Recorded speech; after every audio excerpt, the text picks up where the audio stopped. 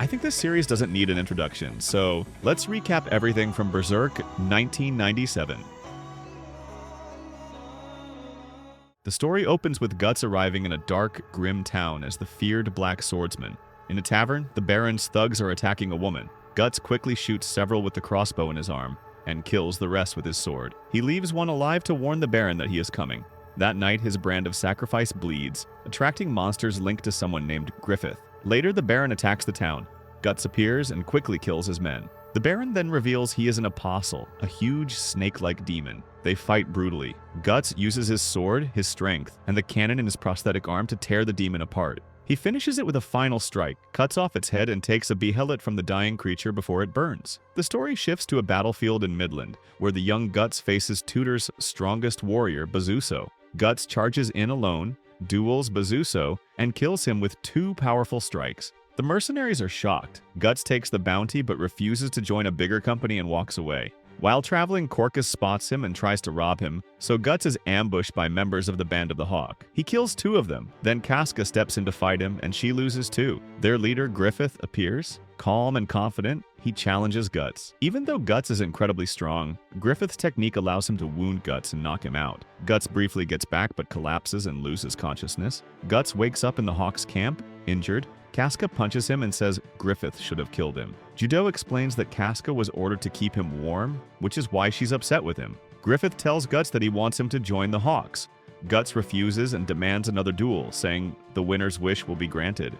Griffith accepts. Griffith dominates the duel, and even Guts' dirty tricks can't turn the tide. Guts catches Griffith's sword with his teeth and tackles him down a hill where they trade punches. In the end, Griffith defeats him and forces Guts to join the Band of the Hawk. Guts stays in the Hawk's camp to recover from his wounds. Later that night, Corcus and his team try to kill him, but Casca stops them. Soon, the Hawks launch a night raid on an enemy camp. Griffith uses this as Guts' first big test. They cross a river and soon reach the enemy camp. They attack, burn the camp, and then retreat to escape. The enemy soldiers pursue them, and Guts cuts through them with overwhelming strength, proving his worth. But he pushes too far and becomes surrounded. Griffith arrives with reinforcements and saves him. By the end of the mission, Guts earns his place in the Hawks. He begins his new life as one of Griffith's commanders, leaving behind his life as a lone fighter. They celebrate at their camp, cheering for their victory and welcoming Guts.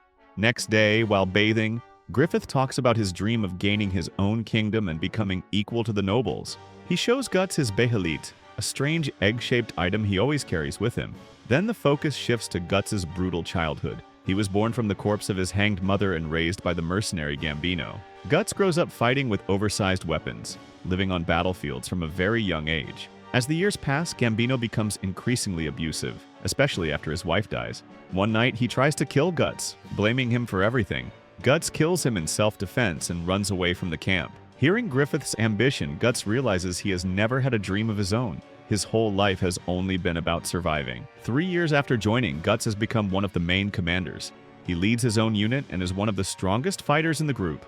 Guts leads a bold attack on a Tudor armory, ignoring their plan. His assault wins the battle, but Casca scolds him for risking unnecessary losses. Griffith praises Guts, and Guts apologizes for his reckless actions. The King of Midland rewards Griffith with a white phoenix feather cloak and the rank of Viscount, surprising the nobles and causing jealousy. The Hawks prepare to capture the Tudor supply camp. They rush in through the main entrance and easily overpower the enemy. With the enemy lines collapsing, Griffith leads the Hawks to a decisive victory. Then Guts notices smoke and orders Griffith and everyone to retreat, and the supplies start exploding. They succeed, and Casca even praises Guts. At the same time, Boscon scolds Adon for letting the Hawks capture the camp. The Hawks are ordered to capture a strong Tudor fortress. Guts leads his team inside, but they soon discover that one enemy is killing their men, and they cannot open the gates from within. Angry about his men dying, Guts wants to charge in, but his team holds him back. Suddenly, a soldier staggers out covered in blood, and only manages to say, Zod, the Immortal. Guts enters alone and finds the hall, full of soldiers, and Zod. He fights bravely and wounds Zod, the first human to do so. But Zod transforms into a massive horned demon and quickly overpowers him. Griffith arrives with reinforcements, but Zod defeats them easily. Alone, Guts and Griffith manage to injure Zod, even cutting off his arm. But Zod sees Griffith's crimson behelit and stops, warning, "When this man's ambition collapses, you will face death," before flying away. The Hawks soon arrive to rescue Guts and Griffith. After the battle, the nobles mock the Hawks. claiming they invented the demon story to hide their failure. When Guts walks by and hears them mocking, he steps on one noble's foot. The man reaches for his sword but immediately backs down, terrified. Guts then returns to the group. Meanwhile, Griffith speaks with high-ranking nobles, getting closer to the King of Midland. When Guts tries to enter the hall, the guards block him, so he pushes through, only for Casca to punch him. Many Hawks, especially Guts, start feeling that Griffith is drifting away from them, so Guts leaves. Later, Guts and Griffith talk. They discuss Zod the Bahilit and how strange Griffith's risks were. Guts questions Griffith's motives for getting involved with the nobility, but Griffith avoids giving a clear answer. Their conversation ends when the king introduces Princess Charlotte. She stumbles, Griffith catches her, and the king's brother Julius, angered by this, slaps Griffith. Griffith remains composed, but Guts is furious. The Hawks launch a surprise attack on a Tudor fort.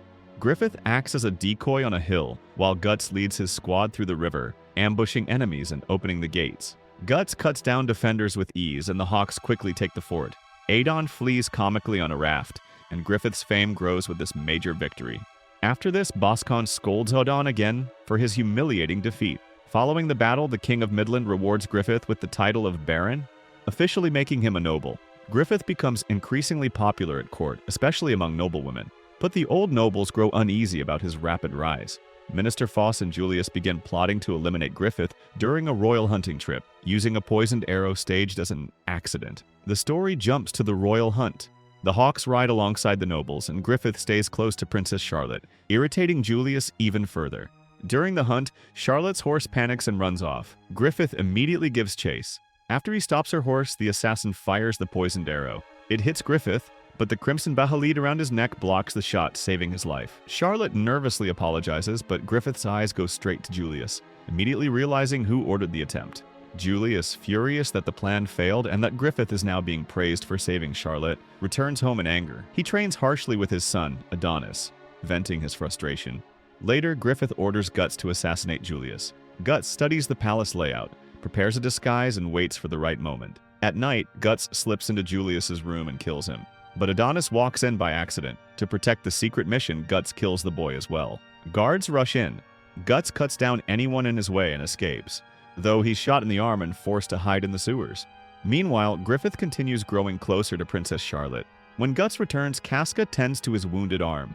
Guts overhears Griffith telling Charlotte that a true friend is someone who has their own dream and stands as an equal, not someone who lives for another man's ambition. These words deeply shake Guts, making him question his place in the Hawks. The next day, Griffith meets Minister Foss. Foss tries to subtly hint that he knows Griffith ordered Julius's death. Griffith simply says it's tragic that someone would commit such an act and walks away. As Foss leaves, he notices Griffith watching him. Cold, calm, unreadable.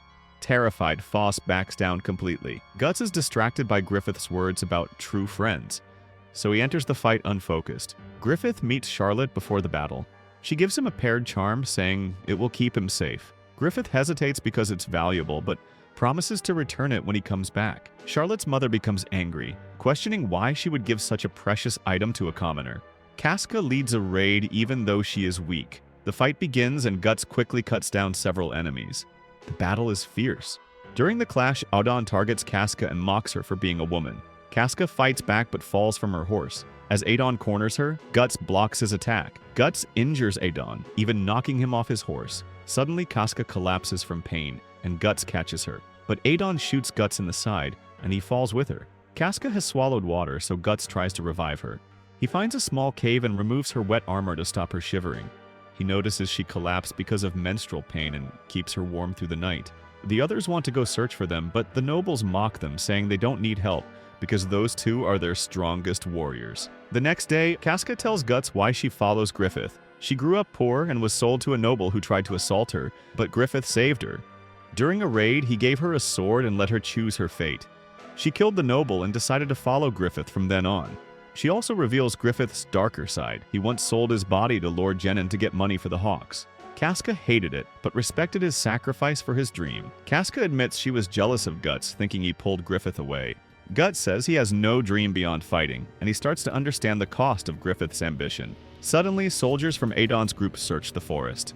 As Guts and Casca move again, they are cornered by nearly 100 of Adon's men. Casca is still weak, so Guts tells her to run while he holds them off. He cuts through the soldiers with the Dragon Slayer. Casca tries to escape but gets captured. Her past trauma almost freezes her, but she fights back and tries to flee. Just before she's caught again, Judo and the others arrive and save her. Meanwhile, Guts kills Samson, Aiden's huge brother. Casca tells the others they must go save Guts.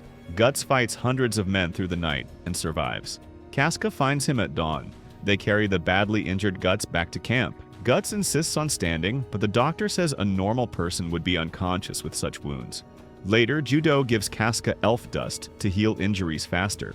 Casca finds Guts, who somehow got out of bed again. She removes his bandages and applies the elf dust, easing his pain. After this, Guts finally tells her that after the next battle, he will leave the Band of the Hawk to follow his own path and find his own dream. Midland's army prepares to take back Doldry, which is guarded by 30,000 Tudor soldiers and the elite Purple Rhino Knights under General Boscon. Even though the Hawks are heavily outnumbered, Griffith confidently accepts the attack, shocking the nobles. At Doldry, Boscon meets with Lord Genin, who tells him about the Hawks and orders him not to kill Griffith. He wants Griffith captured alive. The Hawks launch their attack on Doldry. Meanwhile, Genin heads to the battlefield. The Hawks perform a retreat attack, tricking the Tudor forces. When Genin arrives, he orders his men to chase them, leading most of Tudor's troops out of the fortress. Everything goes according to Griffith's plan. At the same time, Casca leads a hidden unit and attacks the now lightly defended gates. Inside, she fights Adon Koborwitz and finally defeats him, securing the fortress. Outside, Guts duels General Boscon in a brutal fight. His sword breaks, but suddenly a massive new blade lands in front of him, thrown by Zod. With it, Guts kills Boscon, breaking the Tudor army's morale. Griffith finishes Genin off after he begs for his life, ending the battle. The victory ends the 100-Year War, and the Hawks return as heroes. At the Grand Parade and Royal Ball, Griffith basks in his triumph, effortlessly charming the nobles while Guts and Casca feel out of place. Meanwhile, the Queen, Minister Foss, and other nobles secretly plot to kill Griffith by poisoning his drink. But Griffith already knows about the plan and uses Foss to control the situation. During the toast, Griffith drinks and collapses, pretending to be poisoned. Guts kills the fleeing assassin. Later that night, the Queen and her allies are trapped in a tower and burned alive, giving Griffith even more control and influence. After everything, next morning Guts prepares to leave. Guts tells Casca he will leave the Hawks to follow his own path. Casca is heartbroken and begs him to stay, but Guts refuses. Casca brings everyone, including Griffith, who challenges Guts to a duel. Griffith fights with desperation and anger, but Guts calmly shatters his sword and defeats him easily. Guts walks away, leaving Griffith stunned and broken. Humiliated by his loss, Griffith sneaks into Princess Charlotte's room at night.